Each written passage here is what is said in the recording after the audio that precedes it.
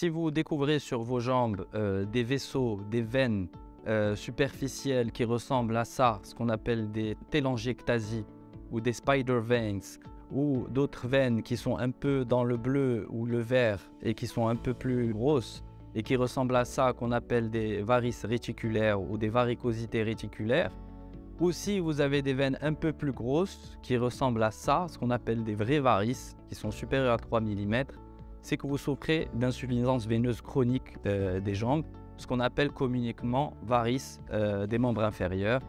Donc cette maladie n'est pas une maladie grave. Je fais cette vidéo pour vous dire que c'est une maladie plutôt bénigne au début de son évolution. Par contre, plus elle évolue cette maladie, plus elle arrive à des degrés assez avancés et peut donner des complications, et là ça devient grave. Donc au début ce n'est pas une maladie grave, c'est juste un peu pénible esthétiquement et ça peut donner quelques symptômes comme les lourdeurs de jambes, des crampes le soir, de la fatigabilité au niveau des jambes, des sensations de jambes lourdes, surtout chez les personnes qui travaillent debout toute la journée ou des personnes qui travaillent assises toute la journée. Les varices, c'est très fréquent, ça touche 50% des femmes, à peu près seront touchées par les varices. Si ce n'est pas un jeune âge par cause héréditaire, c'est à cause des grossesses. Si ce n'est pas à cause des grossesses, ça vient avec la vieillesse et la ménopause.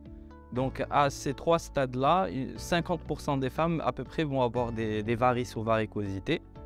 Et les hommes, on est un peu moins touchés, 10% des hommes ont des varices. Donc nous les hommes, le problème c'est qu'on ne ressent pas beaucoup les symptômes des varices et on arrive souvent à un stade très évolué, elles nous font pas mal et on a des poils qui cachent un peu les varices et on laisse traîner ça trop longtemps. Et c'est là que cette maladie devient grave, elle commence à donner des complications, des ulcères au niveau des jambes, des phlébites, des hémorragies internes, des traces sur la peau au niveau des chevilles qui sont indélébiles. Et ça peut vraiment complexer la personne. Et j'aime bien comparer les varices à une carie dentaire. Au début, il n'y a pas beaucoup de symptômes. Après, cette carie, elle commence à donner de la douleur.